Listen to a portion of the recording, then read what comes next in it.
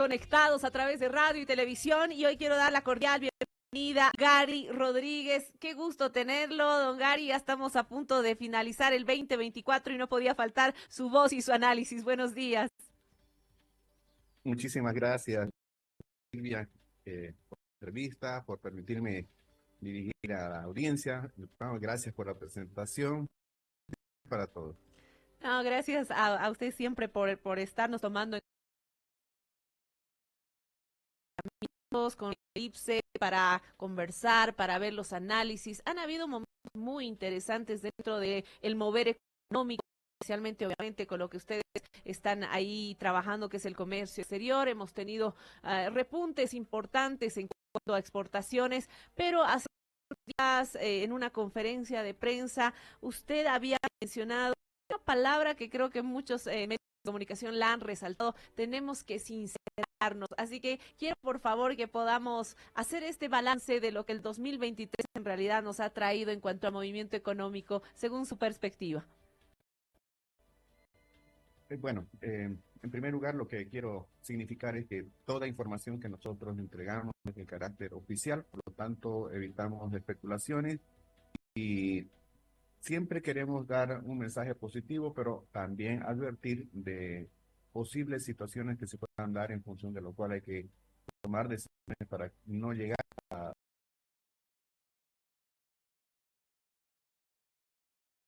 lamentar. El INE ha informado que entre enero y octubre hemos registrado lamentablemente un déficit en el comercio exterior. Durante los últimos 3 años habíamos estado teniendo superávit, y si bien este déficit es pequeño, 177 millones de dólares es prácticamente nada comparando con los más de 44 mil millones de dólares que es nuestro Producto Interno Bruto anual. Sin embargo, lo que nos ha preocupado es la caída de las exportaciones. No todo ha caído, han caído los minerales, los hidrocarburos, las exportaciones no tradicionales, y las explicaciones para eso son de orden internacional, pero también interno. El que las exportaciones hayan disminuido en poco más de 2.500 millones de dólares es algo que nos tiene que hacer pensar qué hemos hecho bien, qué no hemos hecho y qué podríamos mejorar. Eh, en ese plano, pues nosotros vemos que en lo interno, por ejemplo, es necesario tener un mayor acercamiento con el sector público. La población civil, la sociedad dentro de esta, el empresariado, somos tomadores de políticas públicas. Quienes hacen las políticas son, por una parte, el Ejecutivo, y las normas las hace, las leyes, el Congreso, el Parlamento, la Asamblea Legislativa.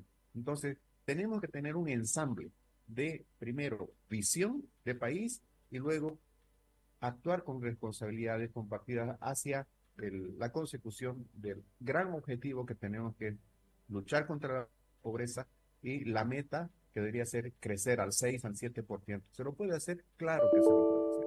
Pero para eso necesitamos que haya confianza, que haya transparencia y sobre todo que haya voluntad y para avanzar.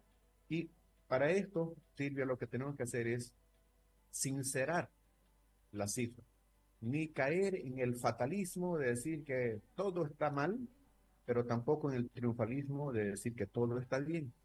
Si nosotros analizamos las exportaciones, vamos a ver que hay sectores que necesitan un mayor apoyo, hay otros que necesitan menos apoyo, algunos solo necesitan que se les deje hacer para que vayamos creciendo más rápido. Pero también habrá que ver en la parte de las importaciones qué esfuerzos tenemos que hacer para sustituir más, por ejemplo, el etanol. La semana pasada, el gobierno con el sector sucroalcoholero, Ministerio de Energía, Ministerio de Hidrocarburos y Energías, Yacimientos Petrolíferos y Fiscales Bolivianos, más el sector sucroalcoholero y cañero, han tenido la capacidad de llegar a ponerse de acuerdo y forjar un nuevo plan de trabajo por los próximos 3 años, que le va a significar al país gastar menos divisas, generar más empleos, más ingresos. De eso se trata. En el pasado, hemos hecho un acuerdo con el gobierno, hemos trabajado juntos para abrir el mercado de la China para exportar, ¿qué? Carne. ¿Qué nos ha devengado eso el año pasado? Casi 190 millones de dólares de exportación en un solo rubro como es el de la carne. Y como eso podemos hacer maravilla. Entonces, cuando hablamos de sincerar es ni lo uno ni lo otro. Como decimos en IPSE, ¿no? Cuando el vaso está hasta la mitad, y este es un ejemplo que le gustó a mucha gente, cuando el vaso tiene el agua hasta la mitad, los pesimistas que dicen, está medio vacío.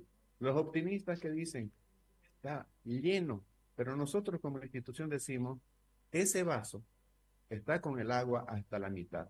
Y depende de nosotros llenarlo para que seamos un país exitoso o vaciarlo para haber caído eh, en lo que no queremos, ¿no es cierto? En una crisis. Y eliminando los subjetivismos entonces, ¿no? Del triunfalismo, del fatalismo, avanzar conjuntamente, proactivamente, con una visión y responsabilidades compartidas. Eso es lo que queremos. ¿Cuánta falta nos hacía escuchar una voz como la de ustedes, equilibrada? Porque como usted dice, y nosotros que estamos acá en las noticias entrevistando, tenemos un país de maravillas por un lado y el otro tenemos un país totalmente desastroso. Y nosotros los del pueblo al final no sabemos dónde vivimos, tratamos de agarrarnos de un lado, tener esperanza por el otro lado. Y es realmente importante decir las cosas como son, con esta sinceridad que hemos encontrado en el IPSE. Para ustedes, Bolivia está en una crisis económica porque se habla muchísimo de eso.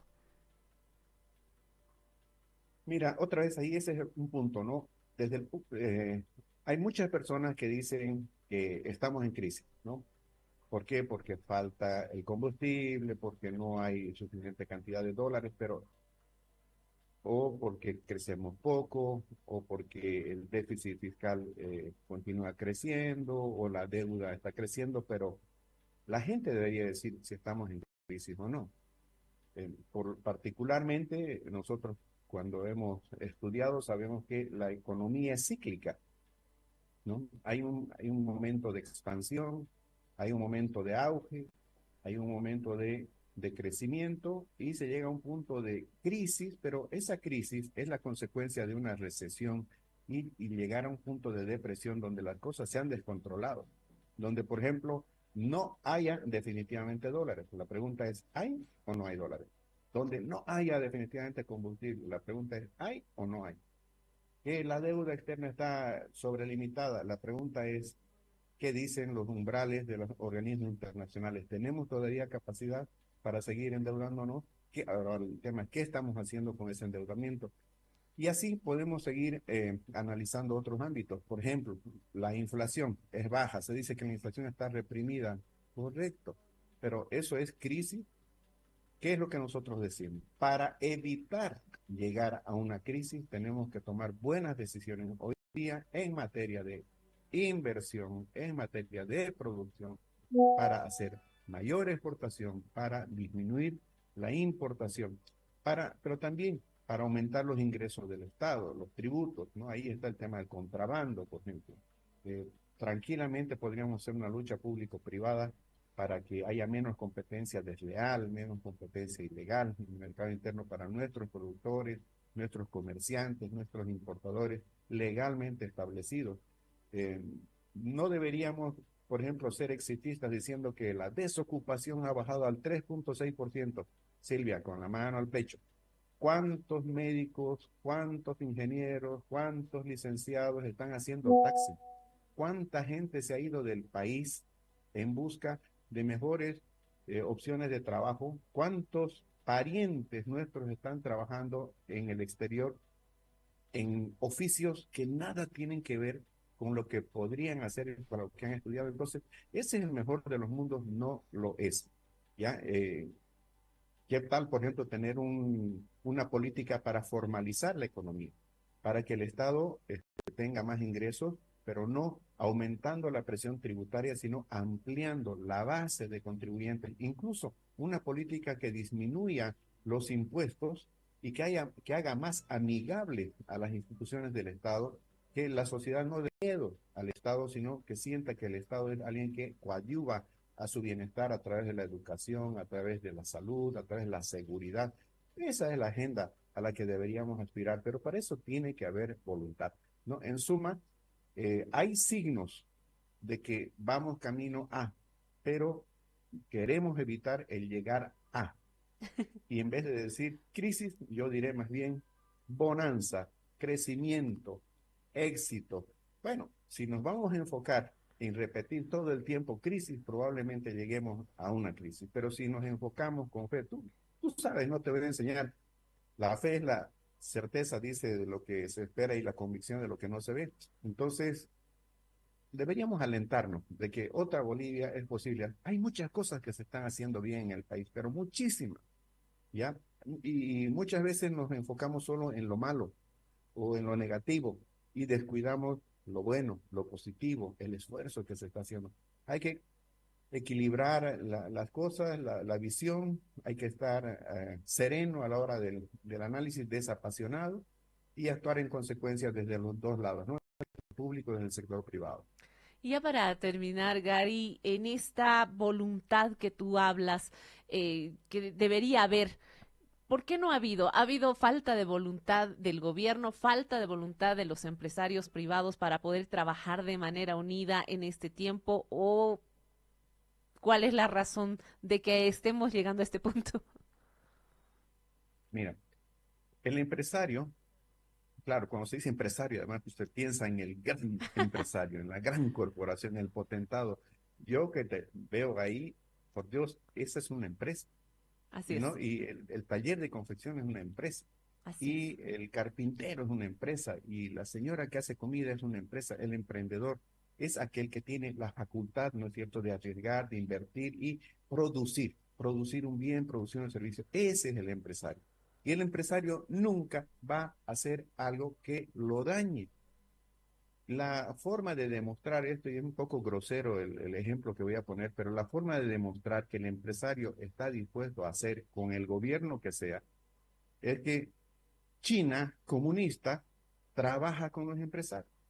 China comunista en el año 1979, con el líder Deng Xiaoping, que acuñó la frase célebre: no importa de qué color sea el gato, y lo que importa es que case ratones.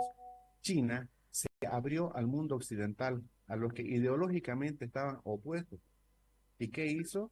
Les dio condiciones para qué, para invertir, para producir y para exportar. Y la China, en tan poquito tiempo, ha logrado ser el primer exportador mundial, el segundo mayor importador del mundo, la segunda potencia económica mundial después de Estados Unidos. Entonces, el empresario quiere trabajar, necesita trabajar con los gobiernos, porque los gobiernos son los que rayan la cancha. ¿Qué es lo que ha acontecido aquí en Bolivia? Que lamentablemente ha primado más la política, la ideología, y eso ha impedido un acercamiento. Hemos visto en abril de este año la primera reunión del primer mandatario con el presidente y la planta ejecutiva de la Confederación de Empresarios Privados, pero eso fue después de más de 2 años de mandato.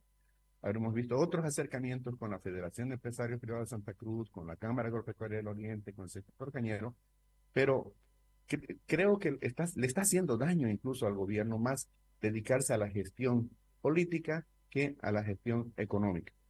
En aras de que el país avance, el tiempo de los administradores del Estado debería ser que se dediquen full time a atender las necesidades de la sociedad, por una parte, pero también las posibilidades de su desarrollo y actuar en consecuencia. Gary, muchísimas gracias por haber estado con nosotros. Te deseamos un excelente año y por supuesto nosotros con la misma fe, creyendo que Bolivia puede ser muchísimo más, creyendo en nuestra gente que tiene tanto para dar, que ojalá nos quitemos ese tinte político, de ser tan apasionados por eso y nos apasionemos más por el bienestar de Bolivia, que creo que es lo importante. Un gran abrazo, Gary. Muchísimas gracias por las palabras y comparto este buen deseo. Sé que vamos a ver una mejor Bolivia, estoy seguro de ello, no tengo la menor duda, en el tiempo de Dios, ¿cierto? Oremos, también actuemos. Muchas gracias, felices fin de año, que el Señor bendiga y que el 2024 sea un mejor año para todos. Bendiciones, Salvita, también para Igualmente. Totito y toda la casa. Muchas gracias, saludos en casa. Igual, muchísimas gracias.